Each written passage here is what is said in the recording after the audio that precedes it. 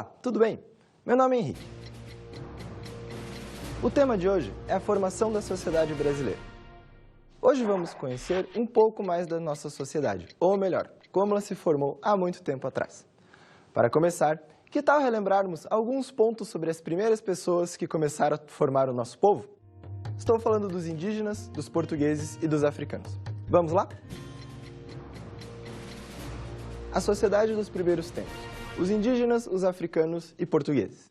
No dia 22 de abril de 1500, os portugueses chegaram ao Brasil.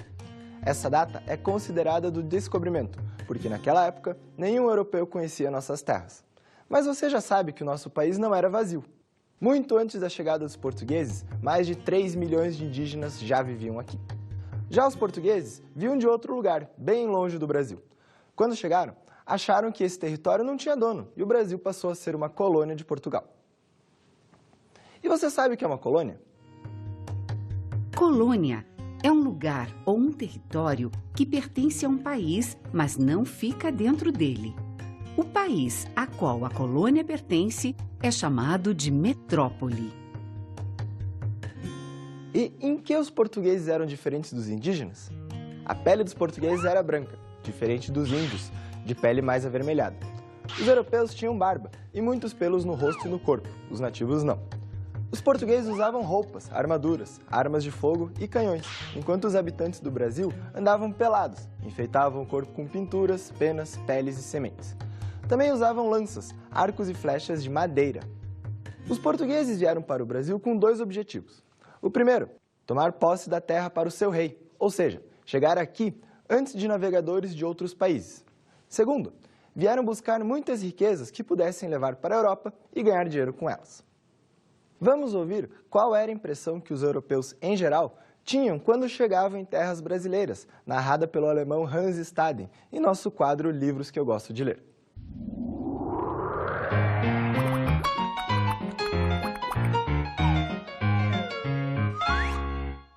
No livro As Aventuras de Hans Staden entre os Índios do Novo Mundo, de Lucília Garcês, vamos conhecer um alemão que veio para o Brasil e que acabou passando por muitas aventuras. As aventuras que Hans Staden viveu entre os índios do Novo Mundo são realmente inacreditáveis. Mas aconteceram mesmo, de verdade. Não é nada inventado, não. Tudo se passou há quase 500 anos, assim como eu vou contar. O viajante alemão chamado Hans Staden era ousado e corajoso. Não tinha medo de nada. E, naquela época, viajar pelo mar para as novas terras descobertas pelos portugueses e espanhóis era um desafio sensacional. Poucas pessoas se atreviam a enfrentar o Oceano Atlântico para conhecer as novidades do outro mundo, somente aqueles bem destemidos, como Hans Staden. Ao longo do livro, ele acabou capturado e quase foi devorado por uma tribo indígena. Essa é uma das situações que os europeus poderiam passar aqui no Novo Mundo. Os africanos também vieram de outro lugar do mundo. Não vieram da Europa, como os portugueses, nem vieram por boa vontade, mas sim trazidos à força pelos europeus. Eles chegaram aqui como escravos, em navios negreiros, trazidos pelos portugueses, substituindo os indígenas no trabalho escravo. Foram da mistura dessas três etnias, culturas e costumes tão diferentes entre si que começou a se formar a sociedade brasileira. Vamos ver qual vai ser a nossa investigação de hoje?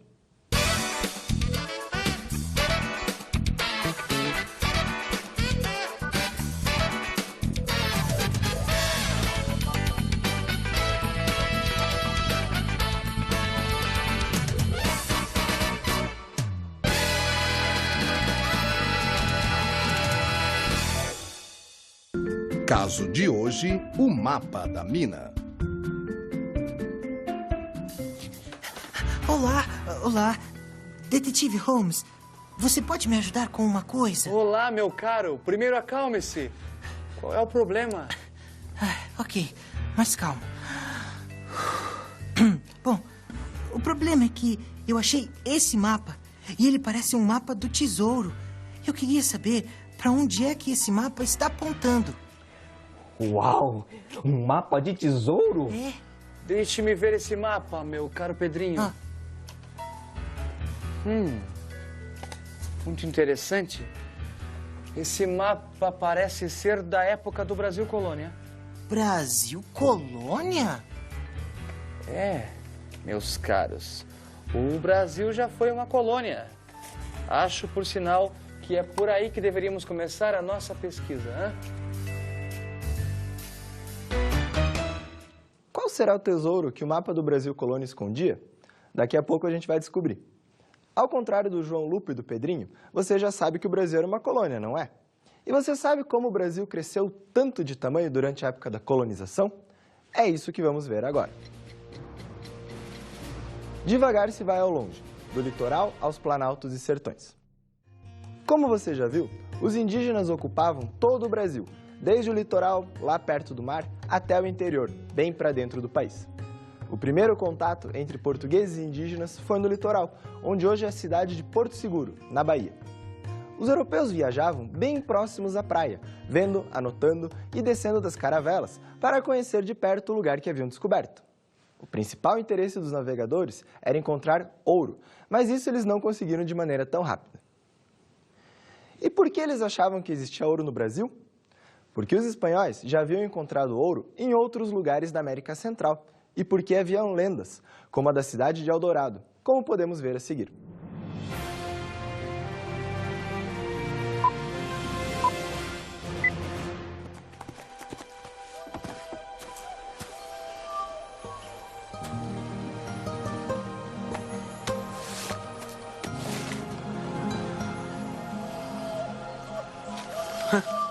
Oi! Miguel, dá pra vir me ajudar? Miguel! Alô? Túlio, achamos! O que é isso? O mapa? Está tudo aqui! Você ainda está com o mapa! A Pedra do Silvo, o córrego! Salvou o mapa, mas comida você não salvou! Até as montanhas! Foi você mesmo que disse que podia ser possível! E é possível! Este é o mapa para Eldorado! Você bebeu água do mar, não bebeu? Ah, que há? Não vou entrar nessa! Eu não pisaria nessa selva nem por 1 milhão de pesetas! E se forem 100 milhões? Quê? Eu achei que, afinal, como Eldorado é a cidade do ouro... E o que tem? Você sabe, pó, pepitas, barras, um templo de ouro do qual a gente pode extrair até das paredes. Mas você não quer ir, então vamos voltar pro barco e remar até a Espanha. Afinal, já deu certo uma vez. Não. Peraí. Espera aí. Novo plano. Achamos a cidade do ouro, nós pegamos o ouro e aí voltamos pra Espanha. E compramos a Espanha. É assim que se fala. Olha, Túlio, nós vamos seguir a trilha. Mas que trilha? A trilha que nós abrimos.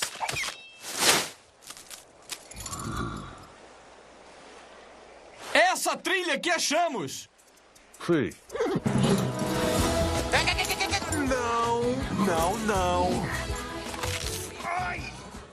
Como você viu no trecho do filme, os europeus pensavam que aqui na América existiam muitas riquezas. Eles chegaram até a criar histórias sobre isso e muita gente vinha para cá atrás dessas riquezas. Mas como ficou o Brasil se os portugueses não conseguiram encontrar ouro? Apesar de levarem alguns produtos, como o pau-brasil e alguns animais, os portugueses não ficaram satisfeitos, já que não encontraram ouro. Por isso, o Brasil foi deixado de lado por alguns anos, com os portugueses vindo de vez em quando em algumas expedições. Mas já havia alguns países europeus, como a França e a Holanda, interessados no território brasileiro.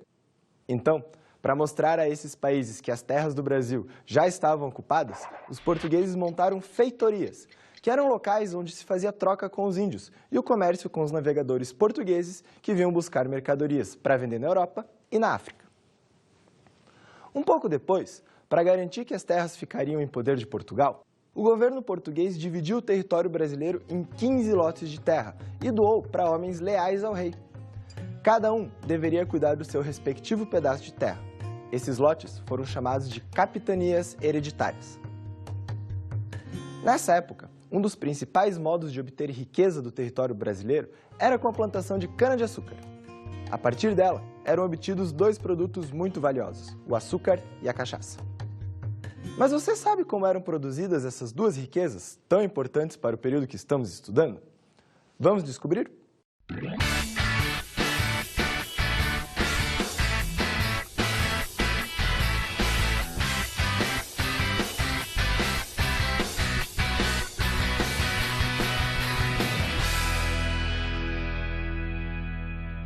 Você sabia que o açúcar era um dos produtos para troca mais valorizados durante o período colonial? Ele era produzido em propriedades chamadas de engenhos, que além das plantações, abrigavam as instalações e os equipamentos necessários para o refino do açúcar: a moenda, a caldeira e a casa de purgar. Nos engenhos também era produzida a cachaça. No começo, a cachaça era o que sobrava da produção do açúcar e mais tarde virou um produto tão requisitado que também era exportado para a Europa ou trocado por mais escravos na África.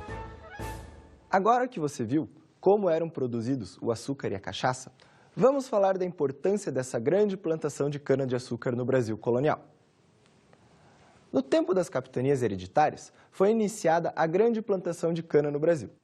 Primeiro, na capitania de São Vicente, que ficava mais ou menos onde hoje é o estado de São Paulo, e depois nas capitanias da Baía de Todos os Santos e de Pernambuco. Essas duas últimas foram os principais locais de plantação e produção. Os engenhos eram muito grandes e era necessário um grande número de trabalhadores para dar conta de todo o serviço. Como não havia portugueses em número suficiente para esse trabalho, começou-se a utilizar o trabalho dos indígenas, escravizando-os. Os portugueses entravam na mata, capturavam os indígenas e os obrigavam a trabalhar nos engenhos. É claro que os indígenas não gostavam nada dessa situação. Eles se revoltavam e fugiam, ou combinavam rebeliões dentro dos engenhos. Em alguns casos, em que não conseguiam fugir, vários índios tiravam a própria vida. Foi então que teve início o tráfico de escravos africanos. Os africanos não conheciam a mata como os indígenas para poder fugir, e vinham de tribos diferentes, que não falavam a mesma língua. Assim, não poderiam combinar rebeliões. Os engenhos ficavam próximos das praias, porque o solo para a plantação era melhor e já ficavam perto dos portos para embarcar os produtos. Mas ainda havia muita terra para explorar no Brasil, e os portugueses tinham que levar pessoas para o interior do território, para que esse não fosse invadido por outros países. Quanto mais lugares ocupados, mais protegido estava o Brasil. Além da cana, outras atividades econômicas que ajudavam a espalhar gente pelo Brasil eram a criação de gado e a extração das chamadas drogas do sertão. Você sabe o que são essas drogas do sertão? Você já ouviu falar em anis, guaraná, castanha do Pará, gergelim, baunilha e cacau? Eles eram conhecidos como drogas do sertão e foram responsáveis pela ocupação de uma boa parte da Amazônia, principalmente seguindo floresta adentro pelas margens do rio Amazonas.